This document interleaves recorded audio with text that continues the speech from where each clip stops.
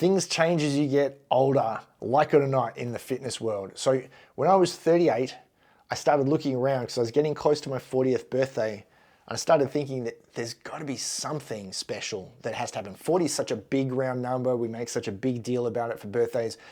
Everything has to change this crazy amount. And I looked around and there was nothing. There was nothing. There were guys who were more experienced coaches than me, but they were still very much working with that typical kind of fitness crowd of 25 to 30 years old, really worried about how big, how strong people are, not really looking at fitness as a whole, not really looking at it through a longevity perspective, through staying fit and healthy for another 40 to 50 years like I wanted to. And the more I looked, the worse I realized the information was, because people were just saying that, hey, someone in their 40s should do this thing that maybe you did in PE in high school, and wondering why the result's not good. Well, we've probably learnt a few more things since high school PE back in the 80s. And even if you haven't learned a few things since then, your body's definitely changed since then. So when I turned 40, I set out on this big project to decide, what stayed, what got cut, what you could and couldn't do. First thing I did was a 1,000-kilometer charity bike ride. So we rode from Canberra to Melbourne over 6 days. I can tell you now, 1,000-kilometer charity bike ride's perfectly okay when you're over 40. That's why you'll see a number of older guys out riding, is because it's a great activity for people as they get older. It does come with some caveats, which I'll talk about in a little bit, but cycling over 40, no problem. Next up, I did an Ironman. So I had to add in running and swimming into my cycling at that point. So I did the charity bike ride at 41, Ironman, I was 42. I had a lot of problems getting into running as a 40-year-old. So I hadn't run consistently for about 10 years at that point.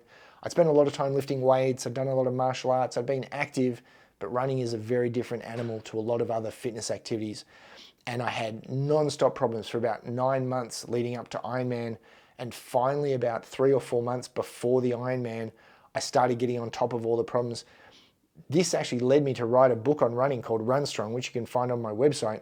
But all of the lessons in that let me learn a few things about what an older body should or shouldn't be doing as we got into running. Then I was like, well, that was actually a pretty small challenge because Ironman's only about 12 hours. What if I want a really big challenge? And I found this thing called SEALFIT in the United States. It's run by a bunch of ex-Navy SEALs. It's more than 2 days, but less than 3 days. So it's somewhere in kind of the 50 to 60 hour mark. It's no sleep. It's meant to be like a civilian hell week. So the pace is high. The output is tremendous. I estimate we ran 2 marathons over the 2 days that the course was on for. Did hundreds and hundreds of push-ups. I mean, into the thousands easily. I can remember a workout we did. So it was on the second day. The previous night we did Murph, which if you're not familiar is a 1 mile run, 100 pull-ups, 200 push-ups, 300 squats, another mile run in a 10 kilo weight vest or with a pack on. We did that. Then we hiked up and ran down a 10-mile trail on a mountain. So 20 miles of foot activity that night. We did some random stuff in the morning. I remember a big burpee workout. I can't remember how many we did though, but hundreds. Then we did a stretcher carry relay to a pool that was about 2 miles away, swam for about 90 minutes in Navy SEALs, right? We're swimming underwater, we're swimming with our hands tied together, we're carrying people. So quite an exhausting swimming workout. And we got out and did 470 push-ups as I do 10, the instructor does 10, and back and forth we went until they called it quits at 470 push-ups. And that's just a snapshot of what that course was like. But got through that, all no problem, all no sleep. Obviously slept quite a lot and ate quite a lot afterwards, but it just shows you, so I was 44 when I did that. It shows you what's possible in your 40s if you want to put in the time training for it. And along the way, obviously people have become attracted to training with me. I've only worked with guys over 40 now for about 10 years. It's actually 15 years of heading down this path of focusing on 40-year-old fitness. But there are a number of big mistakes I see people make as they get older. So the biggest mistake that people make is they're still trying to chase the style of training that they did when they were younger. So again, You're not that kid in high school PE. You're not the kid who played footy when you were 20. You are a very different person now, and trying to follow those training regimes is going to do more harm than good. The body is still an amazingly capable thing into your 40s, 50s, 60s, but you have to be smart about what you're doing. And some of the training, the really high intensity stuff, the CrossFit WODs, the intense interval sessions, they're probably doing more harm than good. And for a lot of people, they're really not making you any fitter. They're just making you more tired. So if you want to get better or improve, or at least stay at the same level you are now, because as we age, we're going to decline naturally. But if you at least want to maintain where you are now, we can actually get rid of all that stuff and get a much better effect. So the biggest thing I see in terms of strength training is people's reliance on the barbell as a tool. They've been told that the barbell's the best way to get stronger, and it probably is. But it's also the one that requires the best flexibility to use. If you've ever watched an Olympic weightlifter warm up, you will see how amazingly pliable and supple they really are. So they're not stiff and rigid like most older recreational athletes are. They're still amazingly supple. If you want to train with a barbell, you need to have almost no pre-existing injuries, because any kind of asymmetry will bring up issues. You want to be really flexible, very strong, flexible hips and shoulders. And if that's not you, then the barbell may not be your best bet. And then we've got a whole bunch of other tools we can use, like a trap bar instead of a straight bar. We can use dumbbells instead of a barbell. We can use sandbags. We can use kettlebells. And we can even use body weight in smart ways to replace the strength training we can do with a barbell, but in a much safer, more joint-friendly way as we get older. So it's not that there are bad exercises, but there are maybe tools that no longer fit our needs as we get older. So the number one is don't rely solely on the barbell. For people who've got something in their head about, hey, functional training means you need to have a barbell and you can't possibly use machines. Well, if you're in your 50s, what exactly are you training for? You're probably not training for high performance. I have bad news for you. The NFL's not going to call. The NBA's not going to call. You know, Taddy Pogacar's not going to call you up and ask you to shepherd him through the mountains in the next Tour de France. You're not training for high performance at this point. You're training for health and longevity.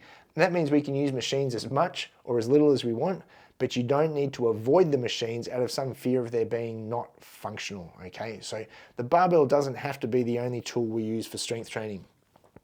I've touched on high intensity, but if you look at my video on high intensity training, the use of carbs and fats as fuels, and how we best get lean, high intensity training doesn't really bring about the result that everyone thinks it does. So if you look at the excess energy that's burnt post a hard interval session, it amounts to about the same as an apple.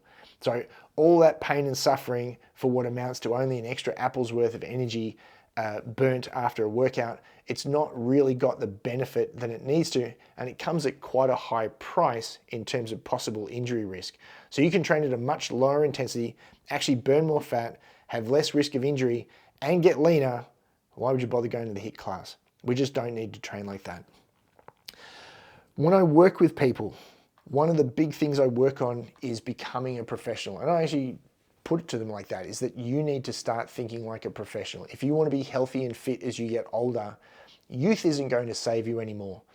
All of the stuff that you did previously, the late nights, the extra alcohol, the poor food, that you used to be able to consume or go through and have maybe a week of eating well again, or 2 weeks, you'd be back in shape, you'd fit back into your pants. That all changes as you get older. You can still do that stuff if you want, but the after effects are going to linger a lot longer than they did when you were 20. And so as a professional, we need to think about what's going to benefit me the most. And what benefits people the most is getting their lifestyle in order. So if you want to be healthy and fit as you get older, you need to structure your lifestyle around it. And that means a few things. It means going to bed early because you need to get 8 hours of sleep a night. It means hanging out with a group of friends who are also interested in being lean, fit, and healthy, and not wanting to go have boozy, fatty brunches, for instance, after a sleep-in, after drinking too much the night before. You're going to need to change your social circle. It means making sure your diet is in order so that you get all the lean meats you need to build muscle and maintain muscle, that you eat adequate fruit and vegetables, that you're getting the right amount of carbohydrate to fuel the energy, the exercise that you're doing. And it means limiting alcohol because it's got so many negative effects, both on our diet overall, our health overall, but most importantly on our sleep, because number one in the lifestyle category was make sure we've got adequate sleep. So once we start thinking like a professional about things, what most people I work with find, and what most people I speak to about their health and fitness find as they get older, is that what started off maybe as something you were keen on when you were younger, and then you became more passionate about in your 30s, by the time you're into your 40s or 50s, this is now verging on an obsession. These are now people, when you see guys in my age group who are lean and fit and strong, these are people who are going to bed early. These are people who are eating the right things. These are not people who are staying up late, drinking, a six-pack on a Friday night, randomly eating a bunch of burgers the next day, hit and miss with the gym. That's not these guys. These guys are going to bed early. These guys are meal prepping. These guys know how much food they should be eating every day. They're pretty reliable when it comes to their workouts. They learn to structure their day so that they can actually get to the gym, so they can make sure all their other tasks get done, but they still look after themselves for the day. They're a professional. And many of the people I work with are every bit as dedicated as a professional athlete is, even though they've now got a bunch of extra responsibilities like a full-time job and kids and a mortgage and all these other things that pro athletes don't have to worry too much about. These guys are able to balance all of that with their health and fitness lifestyle. But the bad lifestyle, the youth lifestyle, the stuff you used to get away with, that all needs to be gotten rid of if you plan on having success, staying in shape as you get older. Now, if you like the content, make sure to hit like and subscribe. Go to the Peak Performance 40 website and look at the option to join the community where we continue this discussion about longevity and the best habits for health and fitness after 40.